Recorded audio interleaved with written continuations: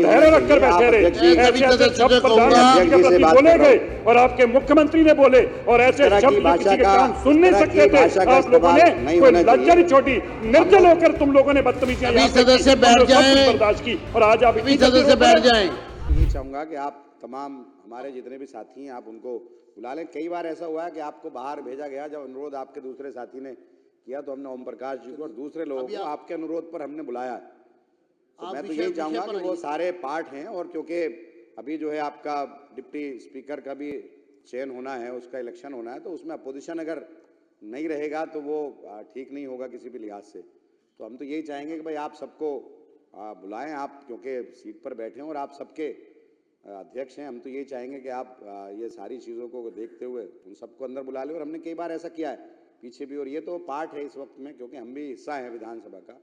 और बड़ी अच्छी बात है कि दिल्ली की जनता ने विषय पर आपको चुन करके भेजा है और हम खैर मकदम करते हैं इसका, जनता ने कहा। और हम यही चाहेंगे कि आप तमाम तबकात के साथ में जो भी हैं कार्य करें, और हम मुख्यमंत्री जी से भी और तमाम मंत्री से और तमाम विधायकों से हमारी तो ये रिक्वेस्ट रहेगी, ये दरख्वास्त रहेगी कि आप दिल्ली की जनता के लिए काम करें। और मैं एक और बात करना चाहूँगा, देखिए जिस तरह से मैं यहाँ मौजूद हूँ, सीएजी पर बात करनी है, मुझे सीएजी पर बात करनी है तो करिए। मैं ये करना चाहूँगा कि जिस तरह से कोई निकम्मा कह रहा है, कोई बेईमान कह रहा है, कोई निकम्मी सरकार कह रहा है, तो इस तरह की भाषा का इस्तेमाल नहीं होना चाहिए।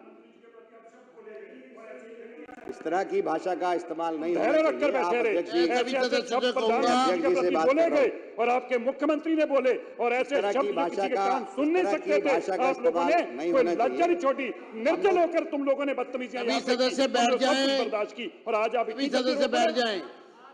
ओपी शर्मा जी, कर्नल जी, सिरसा जी, आप विषय पर आ रहे हैं या मैं अगला? मैं सीएजी रिपोर्ट पर बात कर रहा हूँ। सीएजी पर आइए।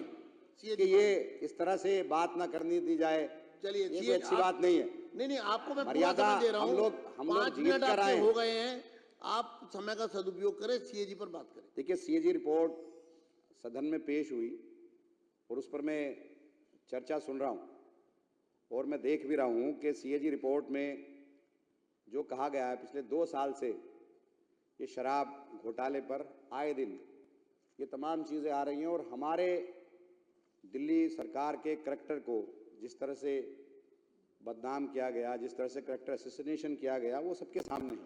और आप इसी को करके आज सरकार में आए हैं। तो अब हम तो ये चाहते हैं कि जब आप सरकार में आ गए हैं तो आप जनता का काम करें, जनता के मुद्दों को भटकाए ना। आपने 2500 रुपये का वादा किया, 2500 रुपये की आप वादे को पूरा करें। आप एक तरफ, धन्यवाद, आगे आप शुरू करिए। बाहर का ग्राउंड नहीं है, आप सारे रूम्स आपने बताया सारे, लेकिन ऐसा कभी नहीं हुआ।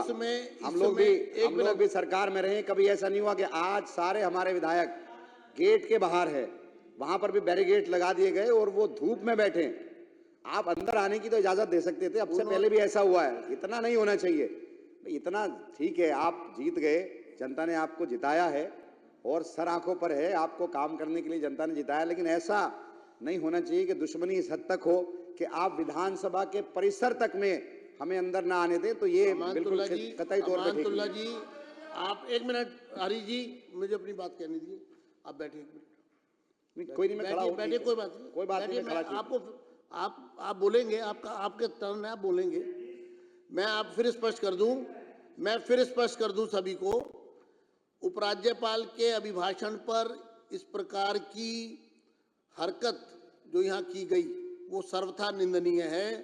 भारत के इतिहास में इस तरह की घटनाएं चंद बार ही हुई हैं। अभिभाषण अर्थात कॉन्स्टिट्यूशनल अथॉरिटी यहाँ पर सदन को एड्रेस करने के लिए साल में 1 बार आती हैं। उस समय ना कोई वाद विवाद होता है, ना कोई सदन चल रहा होता है, वो सिर्फ अभिभाषण के लिए ही समय तय होता है। सदन ने जो कल निर्णय लिया, मैं सदन को बधाई दूंगा कि आपने इतने बड़े अपराध के विरुद्ध जो निर्णय लिया उसमें बहुत ही बैलेंस अप्रोच रखी। मात्र 3 दिन के लिए इस पर ब्रीच ऑफ प्रिविलेज का भी मामला बनता है, ये एथिक्स। प्रभातखबर.com, विश्वास वही, रफ्तार नहीं।